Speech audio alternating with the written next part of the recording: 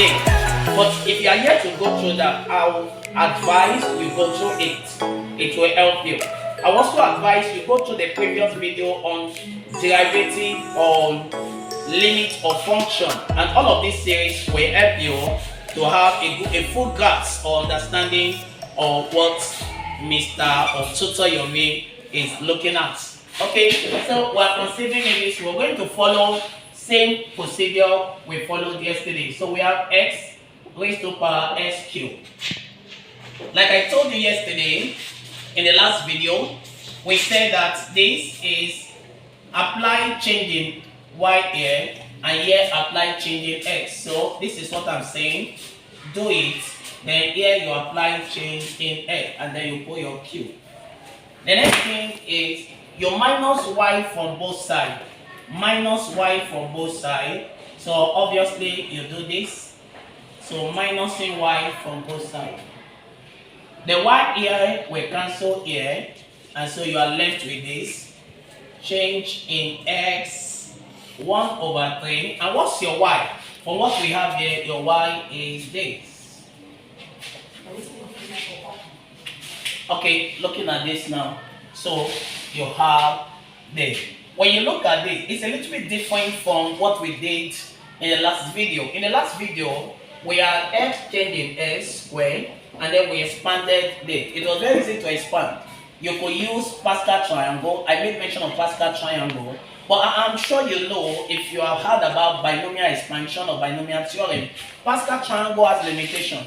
It cannot be used to solve fractional value, fractional index, or negative value. Pascal triangle can only be used to solve a whole number, but not fractional index or a minus. Okay, so here we have a fractional index 1/3. That's the limitation of Pascal triangle. So what do we do now? We are going to use binomial formula.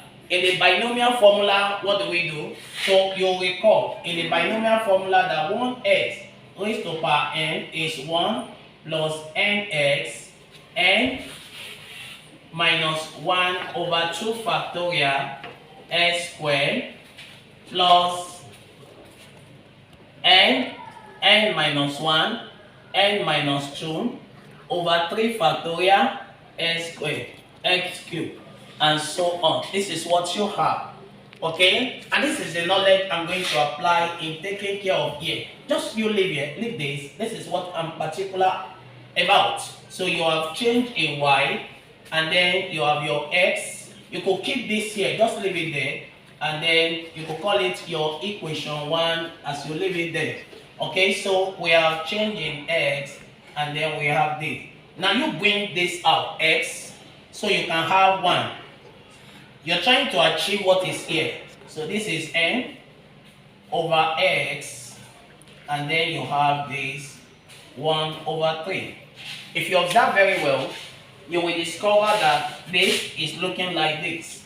In this case, 1 is 1. X here is changing x over x. So the 1/3, we have it this way. And then we have 1 changing x over x. And then we have 1/3. So we're going to expand this with what we have here.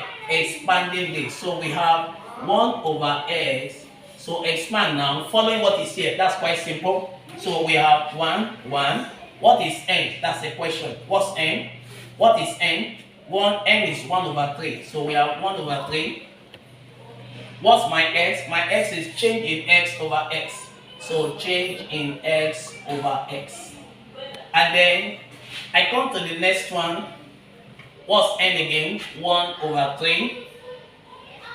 And then what's n? 1/3 minus 1. And then over 2 factorial. And what is x? You have change in x over x all squared. You could stop here. You could stop here. Why? Because it's going to give you 0. Okay, you could stop there. So now, this is where we stop. In case you are not clear, let me explain again. Here you have 1, here you have 1. Here n here is 1/3.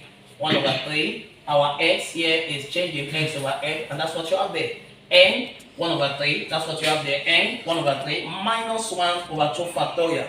2 factorial means 2 times 1, that's 2 factorial. 3 factorial means 3 times 2 times 1, that's 3 factorial. Okay, then you have this. Now we can continue from here. What do we do here? We have to open up. So opening this up, we have x 1 over 3, 1.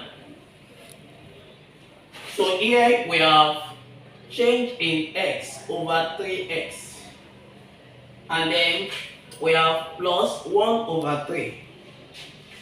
Here now you have 1 over 3 minus 1. What will that give you? Very simple. But in case you want us to do it, so this is 3, this is 1, this is 3, and then times 1, so that will give you 2 over 3. So you have 2 over 3, that's minus 2 over 3. So this is going to give you minus 2 over 3 here, and then over 2 what? 2 factorial. And then you have your x all square. The square here is affecting this, and then over s square here.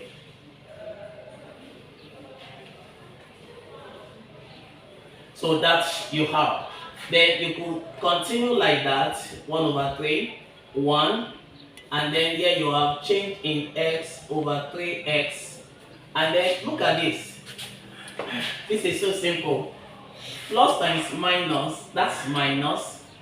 1 times 2, that's 2. 3 times 3, that's 9. Times 2 factorial, that's 18. So we have 2 over 18s squared. And then here we have change in s squared. It's so simple. It's so simple. I'm sure that's very clear. I'm sure that's very clear. Okay? That's very clear. Look at it again. I said 1 times this, that's minus 2. 3 times 3, that's 9. And then, okay, so you have x, that's 1 over 3. Like the one here again, 1. And then I'll multiply here. Then explaining what happened here again. Let me explain. Here you have 1 over 3 multiplied by 2 over 3.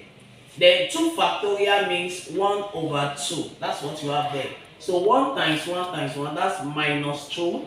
Then 3 times 2, that's 9. 9 times 2, that's 18. That's how I got minus 2 over 18.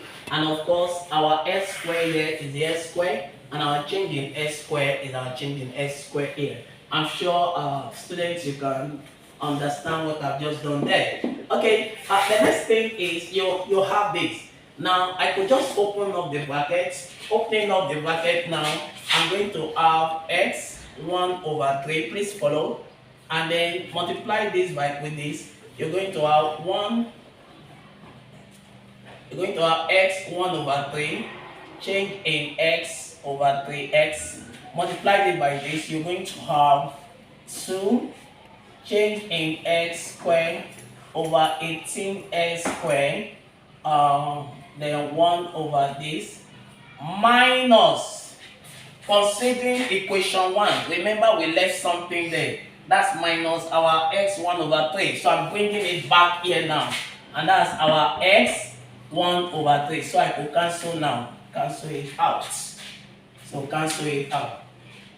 So if you cancel that well, canceling that, you're going to have this now. So we are having our change in y equals 1 over 3 change in x 3x minus 2 change in this 2 over 18x squared x change in y, change x 1 over 3. So this is quite simple. So from here, I will apply change in x to both sides. Apply change in x to both sides. So you have change in x, and then you come here, change in x, x 1 over 3, change in x over 3x minus 2, change in x all squared over 18x squared. Okay, let me minimize this so that you can see clearly what I'm writing. So change in y over change in x, 1 over change in x, we have x 1 over 3, change in x over 3x, and then 2, change in x squared over 18x is x 1 over 3. You have this. So this now automatically, this will cancel this. So if you do it well, this cancel this. You have x 1 over x over 3x. That's simple. That's simple. Change in x, cancel this. It's going to do the same thing here. This cancels this. So you have 2 change in x, yes, over 18x squared, change in x over 3. I'm sure that's very clear. That's very simple. Okay. So you have that.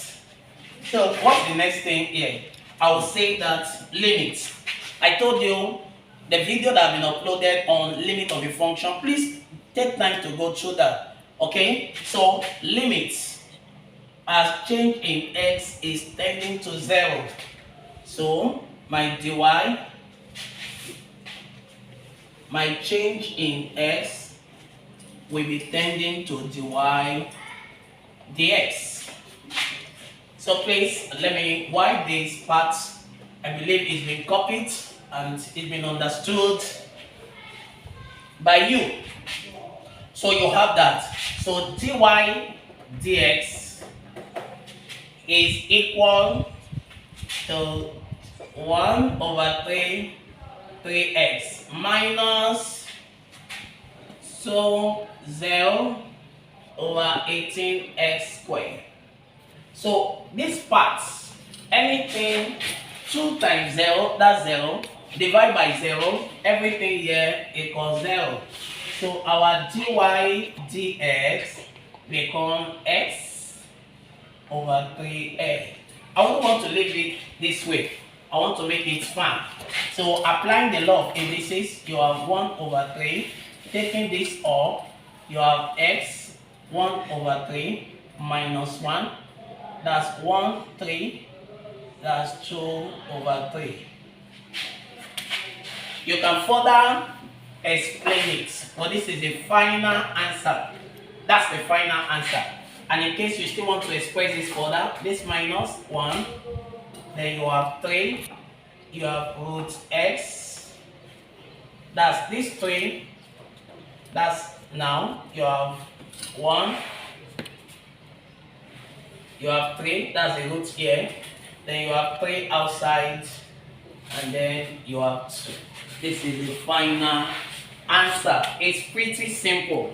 What has taken us a whole lot of time, if we were to use our general formula as I conclude on this, is just this. Using our general formula, we just see that dy dx. We can use this to check.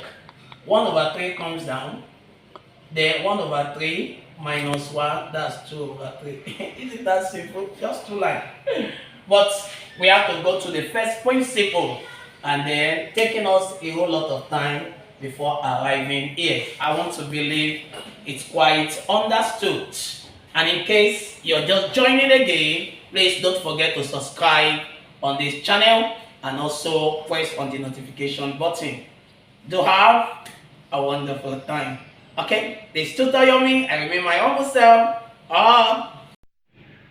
Okay. Thank you for watching the last video. In case you have any question or there were things I said in that video and probably you're not clear with those things, kindly drop your question in the comment section. I'm going to attend to whatever question you're having in the video on my channel, either the chemistry or the mathematics. And please don't forget to subscribe to the channel. And like I promised you, it's going to be a moment of a moment of thrilling time and all that. So please don't forget, this is your science tutor.